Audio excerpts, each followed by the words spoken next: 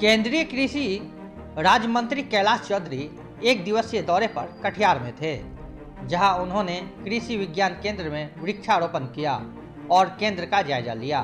Media से मुखातिब होते हुए केंद्रीय कृषि राज्य मंत्री ने बिहार में शराबबंदी को पूरी तरह फैल बताते हुए सूबे के मुखिया नीतीश कुमार पर जमकर हमला बोला। उन्होंने कहा कि बिहार में जेडीयू के कार्यकर्ता ही गांव-गांव, घर-घर शराब बिकवा रहे हैं। उन्होंने कहा कि जहरीली शराब से लोगों की मौत हो रही है। इस शराब नीति का सही तरह से लागू नहीं होना इनकी नाकामी है।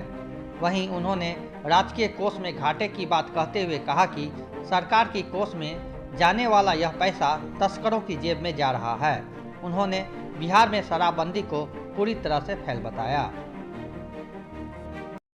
बीजेपी का क्या स्टैंड है इस पर?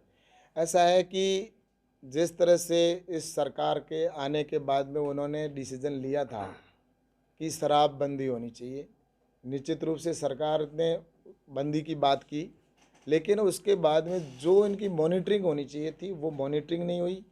इन्हीं के लोग, इनके ही कार्यकर्ता जिस तरह से शराब बाहर से लाकर और इनके गांव-गांव के अंदर पहुंचाने के बाद में ये स्पष्ट हो जाता है कि यहाँ पर सरकार इस शराब को जिस तरह से कालाबाजारी और दूसरी जगह से जो लाकर यहाँ के तस्कर के रूप में कह सकते हैं, जो यहाँ पर शराब गांव-गांव में पहुँचाने का काम कर रहे हैं, तो इसमें भ्रष्टाचार है।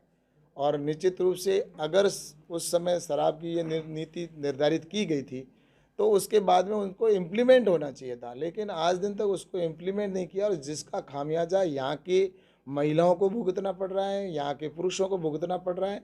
और जहाँ तक ये शराब जहरीली भी लोगों तक पहुँच रही है, तो इसके पीछे मैं सोचता हूँ कि निश्चित रूप से सरकार की नाकामियाँ रही है, बिहार सरकार की पूर्ण रूप से। और इसके साथ ही इन्हीं के लोगों ने इस जो राजकीय घाटा है जो स्पष्ट हो रहा है, अगर इस तरह से अगर वो पैसा आज सरकार के खजाने में जाता है, उसकी जगह पर आज वो इनके अकाउंट में जा रहा है, तो इसका मतलब स्पष्ट है कि सरकार की पूर्ण रूप से ये योजना है वो फेल हो चुकी है।